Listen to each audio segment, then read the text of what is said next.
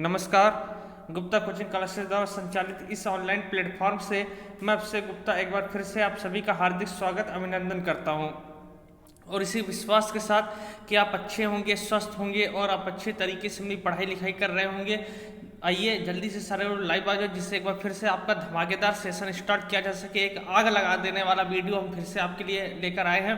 आ जाइए सारे लोग आ जाइए, जल्दी जल्दी लाइव आ जाइए, सारे लोग आ जाइए, जिससे एक धमाकेदार सेशन, एक नया सेशन आपके लिए फिर से हम स्टार्ट कर सके। आइए जल्दी से लाइव आ जाओ। जैसा कि मैं देख पा रहा हूँ कई सारे बच्चे लाइव आ गए हैं। चलिए सभी को गुड आफ्टरनून, सभी को गुड आफ्टरनून। आ जाइए सारे लोग, जल्दी से सारे लोग आ जाओ। जितने भी मेरे प्यारे प्यारे बच्चे हैं सारे लोग आ जाओ जल्दी जल्दी। आपके गुरुजी भी लाइव आ गए हैं, अब आप सारे लोग आ जाओ। जैसा कि मैं आपको परमाणु की आधुनिक परिकल्पना पढ़ा रहा हूँ, परमाणु की आधुनिक अवधारणा में पढ़ा रहा हूँ आपको, ठीक ना। और इसमें मैंने कई सारी चीज़ें आपको बता दी हैं। क्वांटम संख्या मैंने आपको बता दिया, मैंने आपको कक्षक बता दिया, मैंने आपको एन, यल, यम और एस के मान निकालना भी बता दिया है।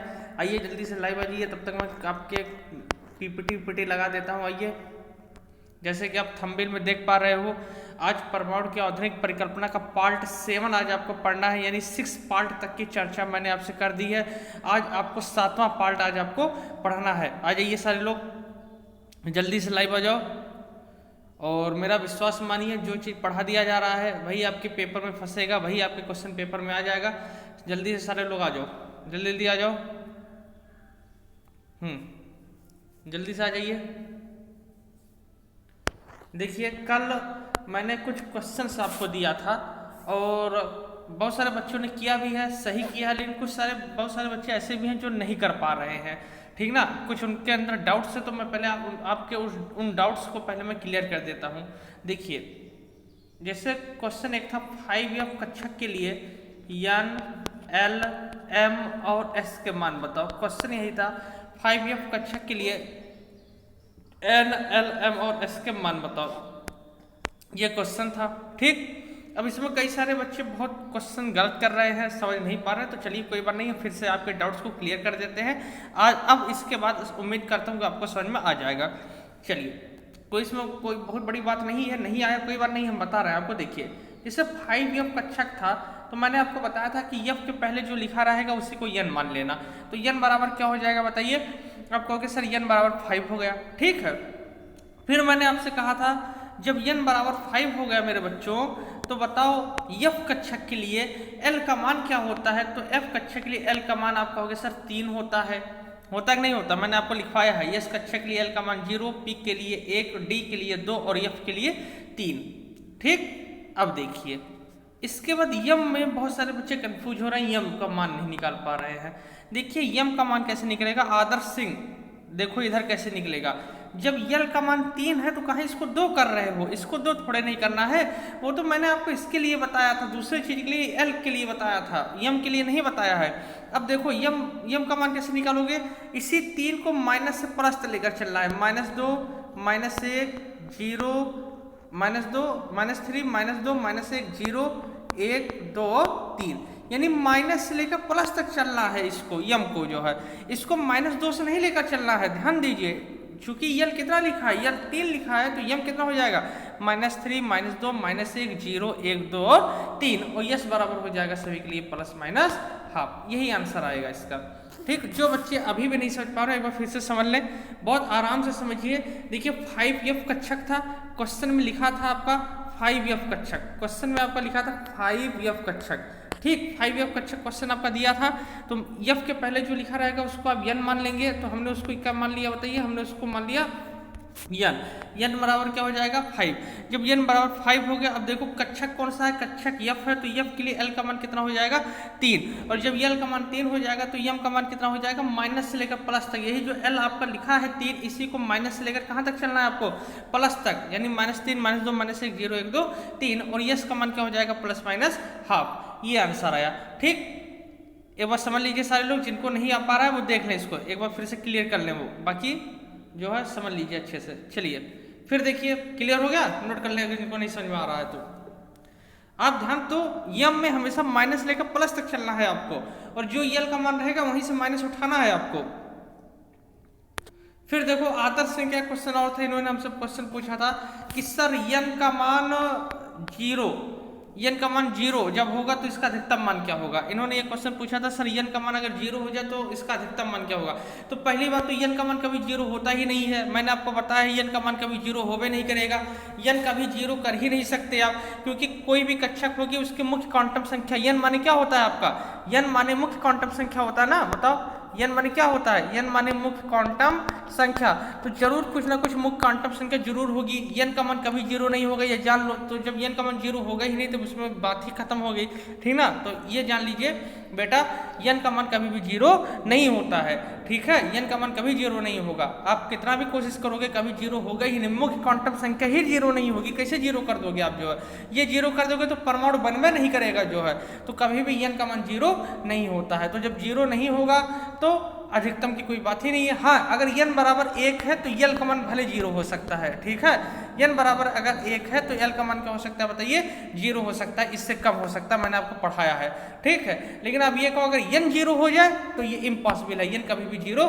नहीं होगा, यन का मान सदैव 1 से स्टार्ट होता है, आप कहीं नोट करके लिख लें, यन का मान सदैव 1 से स्टार्ट होता है, 1 से सदैव स्टार्ट शुरू होता है, कभी भी 0 नहीं होता यन का मान, ये जान लीजिए, यन का मान कभी भी 0 नहीं होगा। और जैसे यन का मान न्यूनतम मान 1 है, अधिकतम मान इसका कितना होगा तो पता नहीं है, अधिकतम मान इनफाइनाइट है, कोई पता नहीं है अधिकतम मान इसका कितना होगा, कोई भी पता नहीं है कि यन का अधिकतम मान कितना होगा, ये कुछ नहीं पता है, खाली न्यूनतम मान हमें पता है कि यन का मान 1 होता है, अधिकतम मान कितना होता है ये हमें नहीं पता है, 1 2 3 4 5 6 7 8 10 12 15 कुछ भी हो सकता है, कोई मतलब इससे नहीं है। समझ में आ गया, उम्मीद करता हूँ अब आपको सब समझ में आ गया होगा। चलिए इतनी बातें समझ में आ गई ना, यहाँ तक की बातें समझ में आ गई। बताओ बच्चों, कहीं अगर कोई इतने बातों में कहीं कोई दिक्कत हो तो आप बता सकते हो, तो मैं आगे लेकर चलूँ आपको, ठीक है। चलो जैसा कि एक बार फिर से मैं आपको थोड़ा सा रिवाइज कराता हूँ, इसके बाद मैं टॉपिक पे आता हूँ। जैसे कि मैंने आपको बच्चों बताया था कि जो परमाणु कक्षक होते हैं वो 4 प्रकार के होते हैं। परमाणु कक्षक कितने प्रकार के होते हैं, 4 प्रकार के। कौन कौन, यस कक्षक, पी कक्षक, डी कक्षक और यफ कक्षक, ये आपके 4 प्रकार के क्या होते हैं मेरे बच्चों, ये 4 प्रकार के परमाणु कक्षक होते हैं। फिर मैंने आपको बताया था जो क्वांटम संख्या होती है बच्चों वो भी 4 प्रकार की होती है। क्वांटम संख्या भी कितने प्रकार की होती है बताइए, 4 प्रकार की। मुख्य क्वांटम संख्या, द्विअंशी क्वांटम संख्या, चुंबकीय क्वांटम संख्या और चक्रण क्वांटम संख्या।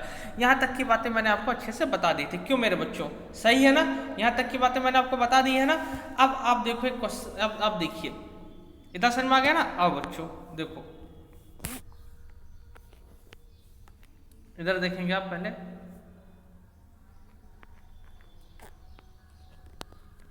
एक 2s कक्षक ये है और एक 2s कक्षक आपका ये है, दो 2s कक्षक है और इसके लिए हमें यन यल यम और एस का मान निकालना है। इसके लिए मेरे बच्चों यन यल यम और एस का मान निकालना है। तो मेरे बच्चों बताओ यन बराबर क्या हो जाएगा, यन बराबर 2 होगा कि नहीं होगा बताओ, क्योंकि एस के पहले क्या लिखा है, एस के पहले यन लिखा, एस के पहले 2 लिखा है और जो लिखा रहता है वही यन हो जाता है, ठीक है मेरे बच्चों। अब मेरे बच्चों बताओ आप यल का मान क्या हो जाएगा, कमेंट करते रहो आप, यल का मान क्या हो जाएगा। तो बच्चों यस के लिए एल का मान होता है कितना, 0 होता है, मैंने आपको बताया है ना। तो भैया जब यल 0 हो गया तो यम भी क्या हो जाएगा, जब यल ही 0 हो गया, अब 0 से नीचे तो कुछ कर नहीं सकते ना, तो यम भी क्या हो जाएगा, यम भी का मान भी 0 हो जाएगा। ये क्वेश्चन मैंने कल करवाया है आपको। और देखो फिर क्या होगा, फिर यस बराबर होगा, देखो यस बराबर प्लस माइनस दोनों हाफ होता है, प्लस माइनस हाफ होता है ना।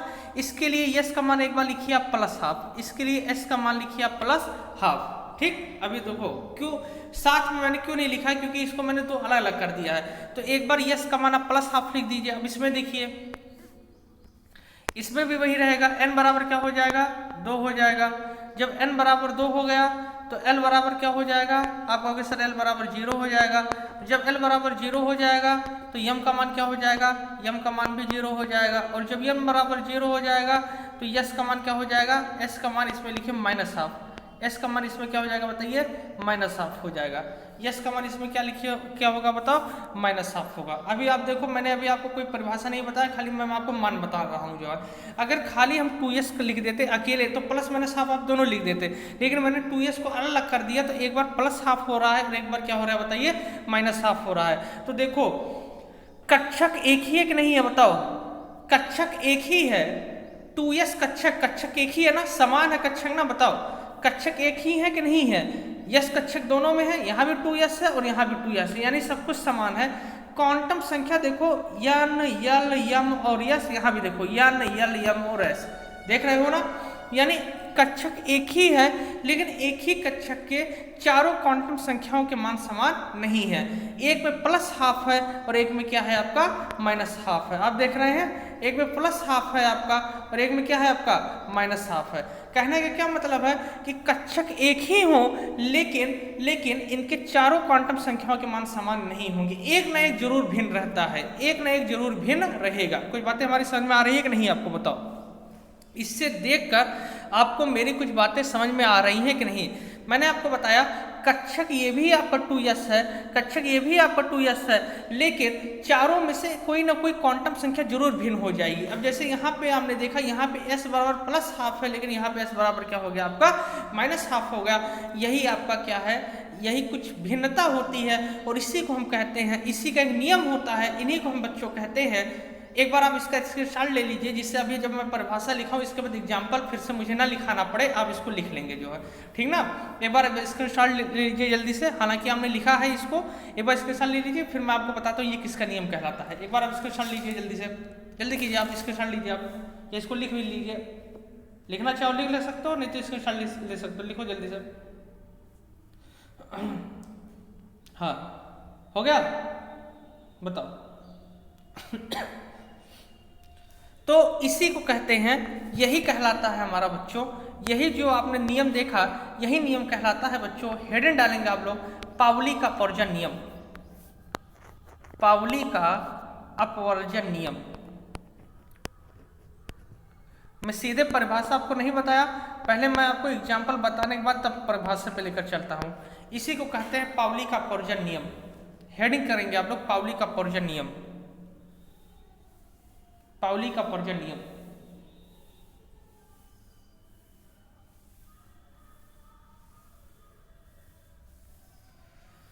इंग्लिश में इसको कहते हैं बच्चों, इंग्लिश जरूर लिखेंगे, इंग्लिश में इसको कहते हैं पाउलीज,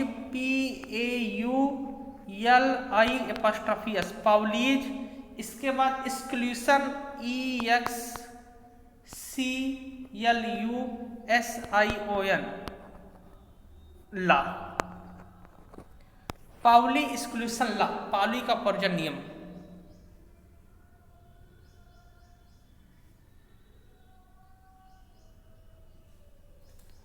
क्या नियम था इनका? अब इनका नियम सुनो। इनका नियम यही था, जैसे आपने देखा कि 2s कक्षक है, लेकिन इनके चारों क्वांटम संख्या का मान समान नहीं था। एक में प्लस हाफ आया था और एक में क्या आया था बताइए, एक में माइनस हाफ आया था। तो इनका यही नियम था कि किसी एक परमाणु के समान कक्षक के लिए चारों क्वांटम संख्याओं के मान समान नहीं होते हैं। किसी एक परमाणु के चारों क्वांटम संख्याओं के मान समान नहीं होते हैं। समझ में आ गया? किसी एक परमाणु के चारों क्वांटम संख्याओं के मान समान नहीं होते हैं। आप लिखेंगे, मैं बोल रहा हूँ, लिखिए। देखिए पहले मैं पाउली के बारे में आपको बता दूं। ये जो पाउली साहब थे वो ऑस्ट्रियन के वैज्ञानिक थे। ऑस्ट्रेलिया नहीं कहेंगे आप कहेंगे ऑस्ट्रियन। आप क्या कहेंगे मेरे बच्चों? आप कहेंगे ऑस्ट्रियन के वैज्ञानिक, ऑस्ट्रियन के वैज्ञानिक लिखेंगे। ऑस्ट्रियन वैज्ञानिक, ऑस्ट्रियन वैज्ञानिक, ऑस्ट्रियन वैज्ञानिक, इनका पूरा नाम लिखेंगे वुल्फगांग, ऑस्ट्रियन वैज्ञानिक वुल्फगांग पाउली, इनका पूरा नाम था वुल्फगांग पाउली, ने 1925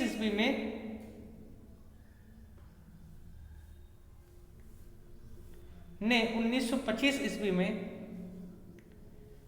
इलेक्ट्रॉन की क्वांटम संख्याओं से संबंधित, इलेक्ट्रॉन के क्वांटम संख्याओं से संबंधित, इलेक्ट्रॉन के क्वांटम संख्या से संबंधित एक नियम प्रस्तुत किया। इलेक्ट्रॉन के क्वांटम संख्या से संबंधित एक नियम प्रस्तुत किया जिसे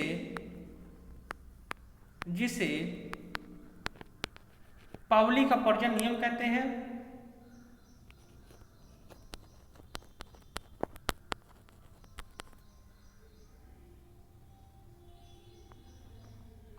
जिसे पाउली का अपवर्जन नियम कहते हैं,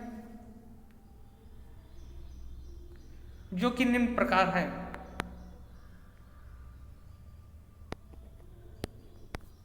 जो निम्न प्रकार है। लिखेंगे किसी एक परमाणु के, नियम लिखिए, नई लाइन से लिखिए, किसी एक परमाणु के दो इलेक्ट्रॉन की, किसी एक परमाणु के दो इलेक्ट्रॉन की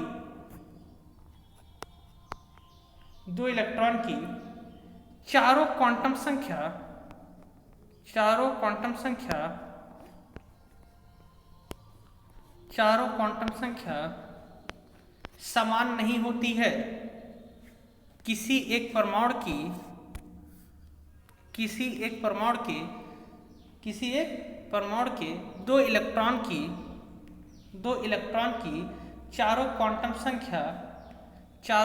संख्या समान नहीं होती है।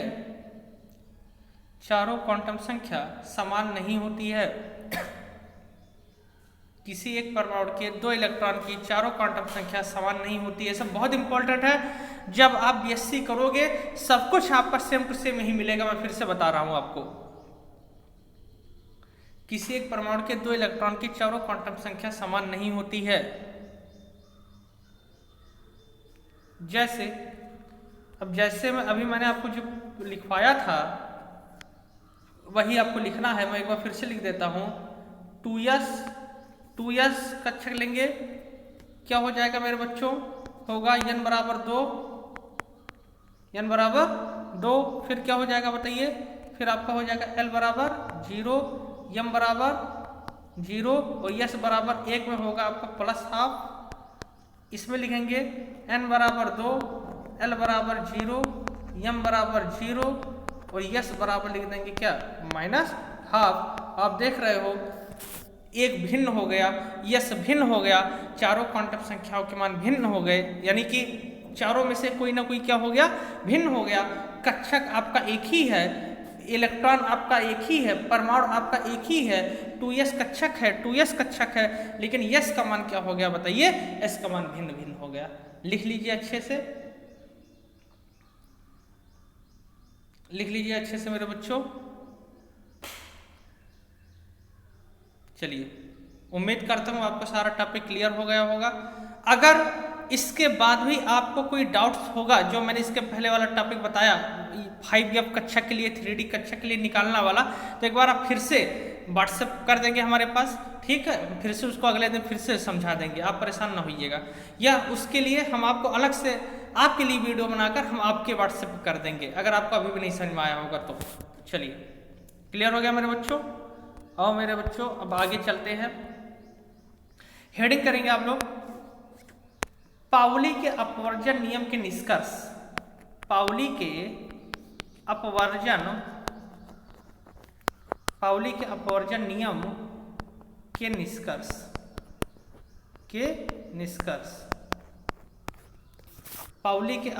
नियम के निष्कर्ष। पाउली के अपवर्जन नियम के निष्कर्ष हेडिंग करेंगे आप लोग।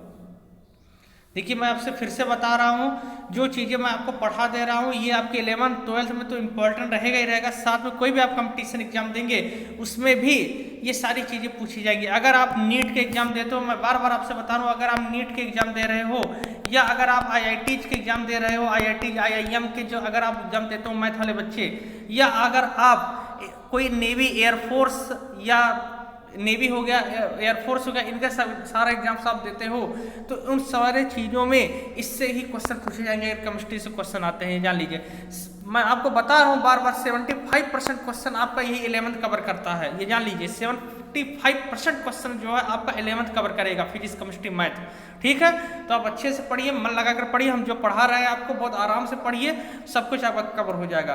भले आपका स्कूल कॉलेज बंद है, लेकिन हमारा संस्थान आपके लिए खड़ा है। हम आपके लिए लगातार देखिए प्रयास कर रहे हैं, मेहनत कर रहे हैं, फ्री में हम आपको सब कुछ दे रहे हैं, कोई पैसा कोई कुछ नहीं, सब फ्री में हम आपको दे रहे हैं। बल्कि इसमें हमारा ही पैसा लग रहा है, हमारा इन्वेस्ट हो रहा है, हम आपसे कोई कुछ नहीं ले रहे हैं। लाइव क्लास देने में हमारा खुद इन्वेस्ट होता है, एक लाइव क्लास देने में हमारे पैसे लगते हैं, हमारे चार्ज कटते हैं एक लाइव क्लास देने में जो है, ठीक है। चाहता तो मैं इसको अपलोड कर सकता था, सीधे मैं अपलोड करके आपको दे सकता था, सीधे अपलोड करके यूट्यूब पर मैं डाल सकता था, लेकिन लाइव देने में इसलिए मैं आपको लाइव देता हूँ कि जिससे आपको ये लगे कि आप लगातार हमसे कनेक्ट होकर पढ़ रहे हो, ये आपको ना लगे कि आप दूर होकर हमसे पढ़ रहे हैं ना, इसलिए मैं आपको लिए लाइव क्लास लेकर आया हूँ जो है।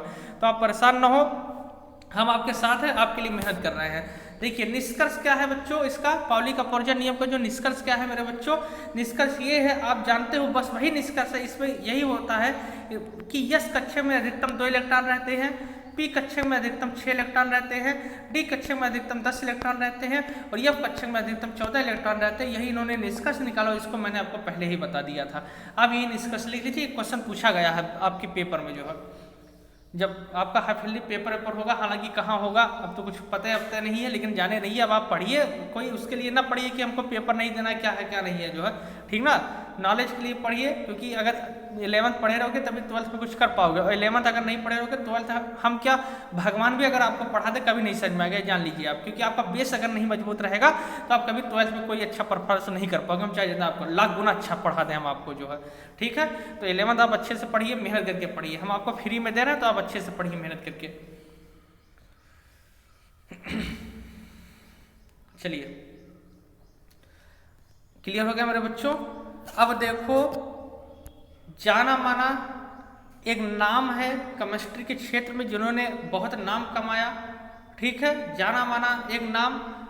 बहुत बार आप लोगों ने पूछा सर ये कब पढ़ाएंगे, वही मैं अब पढ़ाने आपको चल रहा हूँ, आपबाऊ का नियम।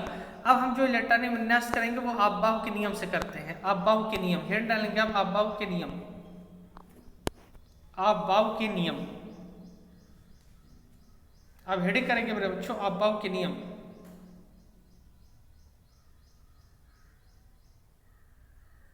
चलो देखो, जैसे इसके पहले अभी तक आप लोग क्या करते थे, जैसे हम बोलते थे परमाणु क्रमांक 15, अब सीधे कर देते थे सब 2 8 5, आप करते थे नहीं करते थे, 8 2 10 10 5 15, हम बोलते थे परमाणु क्रमांक 10, आप कह देते थे सब 2 और 8। हालांकि जो हमारे 10th के बच्चे होंगे जिन्होंने हमसे पढ़ा है उन्हें मैंने आपबाऊ का नियम 11th 10th में ही पढ़ा दिया था। बोलो भाई, जो भी 10th के बच्चे इस समय हमसे पढ़े हैं, जो पिछले साल हमसे पढ़े थे 10th में, जिन्होंने ये पढ़ा होगा वो कमेंट कर सकते हैं आप कि मैंने आपको आपबाऊ का नियम क्लास 10th में ही पढ़ा दिया है। आप अपनी कॉपी उठाकर देखिएगा, जो मेरा 10th का नोट्स आप रखे होंगे उसको देखिएगा उठाकर, वहाँ मैंने आपबाऊ का नियम आपको क्लास 10th में ही पढ़ा दिया था, ठीक है। लेकिन अब यहाँ पे अच्छे से पढ़ना है, तो आइए सारे लोग आराम से इसको समझें क्या होता है। देखिए जो आपबाऊ थे वो कोई वैज्ञानिक नहीं है, आपबाऊ जो है वो कोई वैज्ञानिक नहीं है, ठीक है। आपबाऊ कोई वैज्ञानिक नहीं, कोई इंसान नहीं है। आपबाऊ जो है एक जर्मन भाषा का शब्द है। किसका अर्थ शब्द है बच्चों, आप लिखेंगे, अभी हम लिखवा रहे हैं, आप परेशान ना हो, लिखोगे। आपबाऊ जो होता है वो एक जर्मन भाषा का शब्द है। किस भाषा का, जर्मन भाषा का शब्द है, जिसका अर्थ होता है बनाना। जिसका क्या अर्थ होता है, देखिए, जिसका अर्थ होता है रचना करना। जिसका क्या अर्थ होता है बताइए, रचना करना, यानी बनाना, निर्माण करना, समझ में आ रहा है ना। जिसका अर्थ होता है रचना करना। टू फार्म, इंग्लिश में कहते हैं फार्म मतलब बनाना, बिल्ड मतलब बनाना, मेक मतलब बनाना, कुछ भी आप कर सकते हो। तो आप लिखिए, मैं बोल रहा हूँ, लिखिए आपबाऊ एक जर्मन भाषा का शब्द है। आपबाऊ एक जर्मन भाषा का शब्द है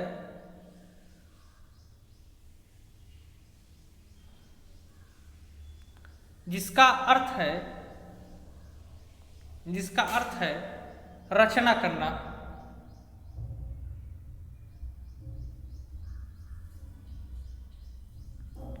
जिसका अर्थ है रचना करना। इस नियम के अनुसार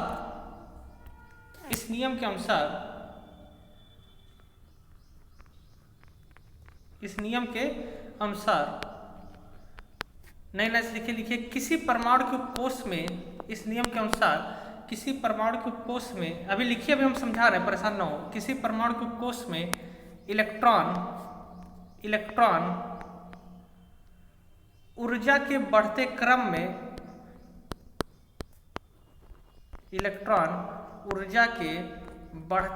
में इलेक्ट्रॉन ऊर्जा के बढ़ते क्रम में भरे जाते हैं। भरे जाते हैं। अब लिखिए, किसी परमाणु के उपकोष में इलेक्ट्रॉन ऊर्जा के बढ़ते क्रम में भरे जाते हैं। ऊर्जा के बढ़ते क्रम में भरे जाते हैं।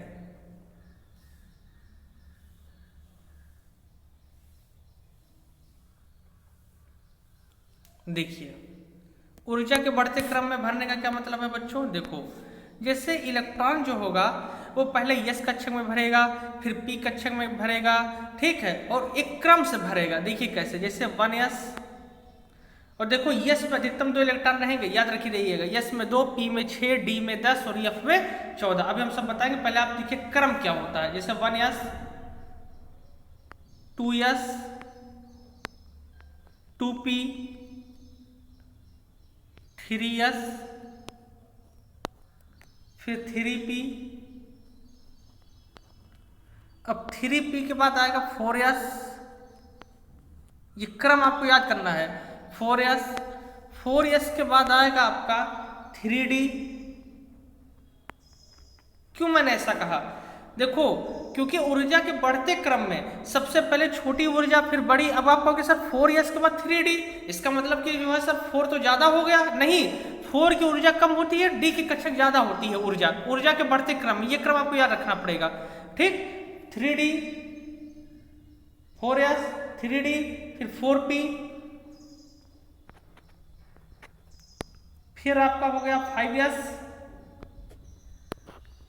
फिर आपका हो गया 4d। है तो बहुत ज्यादा, बस आपको इतने यहीं तक जानना है, यहीं तक आप याद करना है आपको, बस इतना लिखिए क्रम। पहले इतना क्रम लिखिए भाई, मैं पूरा अच्छे से समझा रहा हूं, परेशान ना हो। पहले क्रम लिखो ना आप। 1s, 2s, 2p, 3s, 3p, 4s, 3d, 4p, 5s, 4d। अब क्रम लिखिए, फिर हम बता रहे हैं आपको आगे।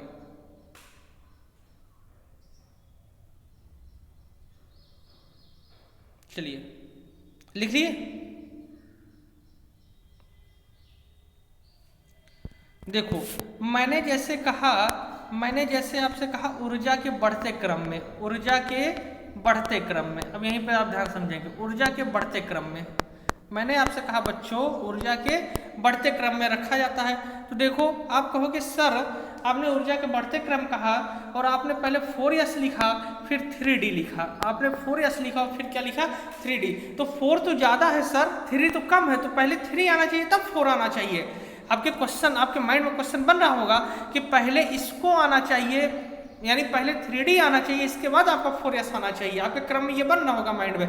तो भैया देखो, d की जो कक्षक होती है वो ज्यादा होती है। d की ऊर्जा क्या होती है बताइए? ज्यादा होती है। और इसकी ऊर्जा क्या होती है? कम होती है। इस वजह से मैं पहले 4s लिखता हूँ, फिर क्या लिखता हूँ? आपका 3d लिखता हूँ। आप इससे मत जाइएगा 4 और 3 से, नहीं। ऊर्जा देखिए, पहले क्या होता है? पहले s की ऊर्जा कम होती है। यस की ऊर्जा क्या होती है बताइए? कम होती है। डी की ऊर्जा क्या होती है बताइए? ज्यादा होती है। इस वजह से मैं क्या करता हूं? पहले यस को लिखता हूं, इसके बाद किसको लिखता हूं? डी को लिखता हूं। बात समझ में आ गया ना बच्चों? बात समझ में आया कि नहीं बताएं? उम्मीद करता हूं आपको समझ में आ गया होगा। अब हमें ऊर्जा के बढ़ते क्रम में लिखना है, यानी छोटा से बड़ा हमें लिखना है। इस वजह से मैंने 4s लिखा पहले, फिर क्या लिखा? 3d लिखा। अब समझ में आ गया ना? अब उम्मीद करता हूं आपको यहाँ पे कोई डाउट नहीं आ रहा होगा। अब आपको यहाँ पे कोई डाउट्स नहीं होगा, बताएं। क्लियर हो गया? बताइए, क्लियर हो गया मेरे बच्चों? सीसी लिखो आप जल्दी से अगर आपको क्लियर हो गया हो। चलिए मैं आपको लेटर इम्प्रेस करना बता रहा हूँ। एक न्यूज़ देख लीजिए आप। एक न्यूज अभी आज की आई हुई है। आप लोगों के मन में जो डाउट्स थे, क्या सितंबर में स्कूल खुल जाएंगे? तो देखो, अनलॉक 4 में भी स्कूल खुलने की संभावना नहीं है। कहने का क्या मतलब है कि अभी आपका इसमें भी सितंबर में भी स्कूल आपका नहीं खुलेगा, ये जान लीजिए। सितंबर में भी आपके स्कूल खुलने के कोई चांसेस नहीं है। अभी आपका सितंबर में भी स्कूल नहीं खुलेगा। और सितंबर क्या, मैं आपको बता दूं, इस पूरे साल दिसंबर तक हमको नहीं लगता कि स्कूल खुलेगा जो है, ठीक ना। जैसा अभी कह रहे थे अगस्त में ये उम्मीद लगाई जा रही थी कि सितंबर में खुल जाएंगे देश भर के सभी स्कूल, हमने न्यूज़ देखा रहा होगा। लेकिन अब सितंबर में भी स्कूल खुलने की कोई चांसेस नहीं है, तो इसका मतलब सब काम खत्म हो गया। तो सितंबर में भी नहीं खुलेंगे। अब आप अक्टूबर नवंबर क्या होगा क्या नहीं, ये तो आप जान ही रहे हैं। लेकिन आपको परेशान होने की जरूरत नहीं है। हम आपके लिए ऑनलाइन क्लास दे रहे हैं, पूरे एक परफेक्ट वे में हम आपको ऑनलाइन क्लास दे रहे हैं। अगर इसमें आपको कहीं कमी लगती हो बताओ हमारे ऑनलाइन क्लास में।